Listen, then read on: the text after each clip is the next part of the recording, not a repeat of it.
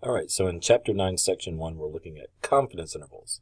And so they talk about confidence intervals being an estimate of the population, population parameter, whichever one you're looking for. So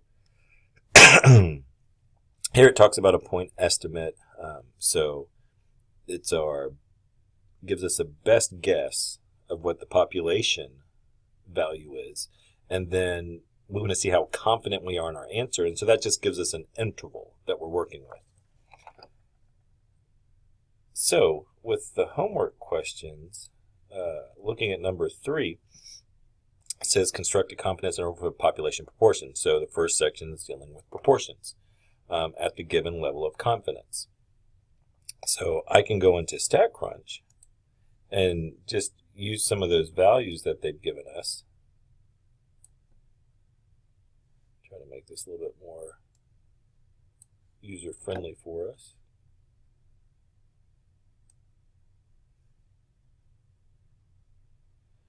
So if I go into, so I'm dealing with proportions, so I'm going to go to proportion stats, and I'm dealing with one sample, and I have a summary of the information.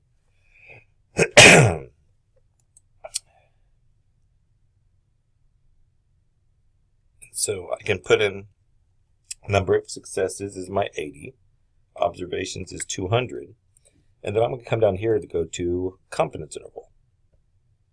So it's said to be 90%. The method, we're going to use this standard one. And then that's all I'm going to do, and it's going to spit out an interval. So let's check this out.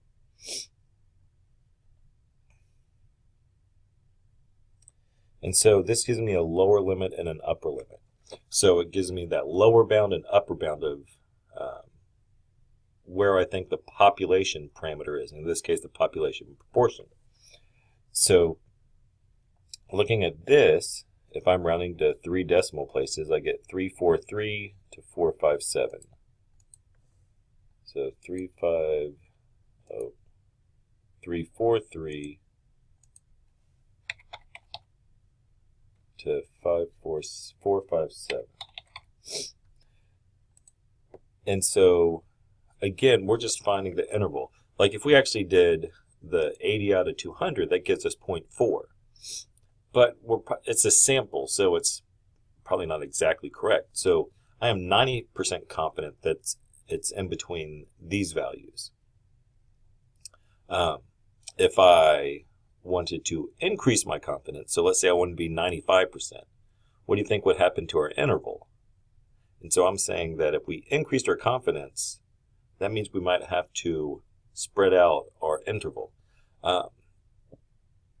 If I wanted to guess your weight, I could say I'm 50% confident it's in between 120 and 200 pounds. But if I wanted to be 100% confident, like I want to know that I'm right, I'd have to say like 0 to 800 would make me 100% confident that it would be in there. So as you increase your confidence, your interval is going to spread. Decrease your confidence, your interval can decrease. So that's how you do it with StatCrunch. You just go into stats, proportion stats. A lot of times we're going to have a summary of it. And then when you do it, you're just putting your successes over observations and make sure you hit your confidence interval and then what level of confidence. And that'll give you your interval. So there is a formula for some of this stuff. If you want to work with that, that is allowable. But again, StatCrunch does a pretty good job.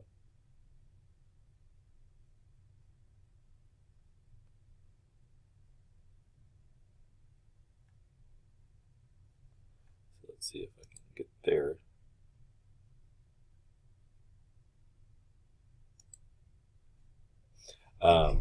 And so what it's going to do is you have your point estimate plus or minus a margin of error.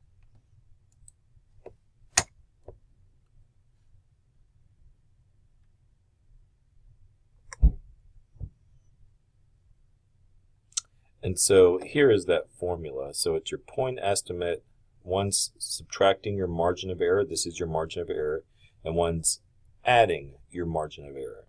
So we believe that the population proportion is going to be somewhere in between this interval. Again, I would prefer using StatCrunch. I think it's a good way to do that. There also is a way to help determine your sample size and how that's going to affect it. So looking at number 7 from section 1.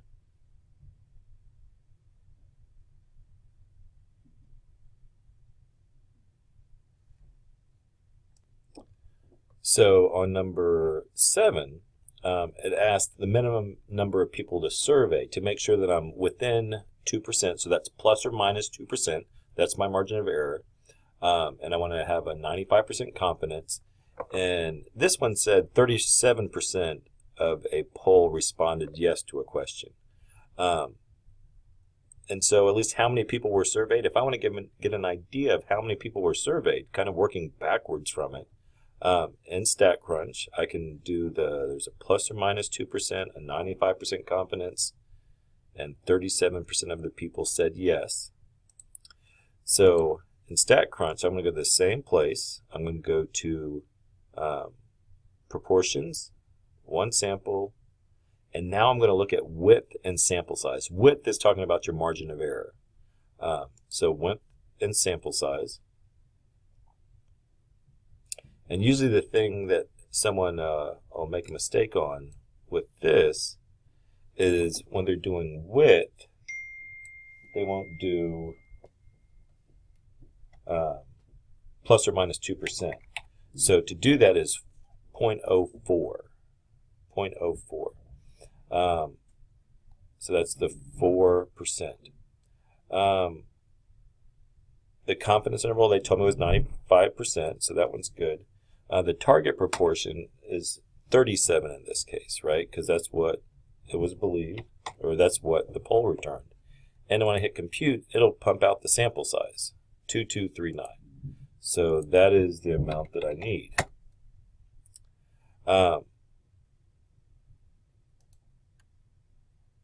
If you didn't know this 37%, then you would guess that 50% that they started with. That's going to give you the max number of people surveyed. But if you have an idea about it, that's when you would use the previous known amount, 37%. Oh, and there is a formula for this one as well, and it's on page 430. So you can use this formula, or you could use StatCrunch, your choice.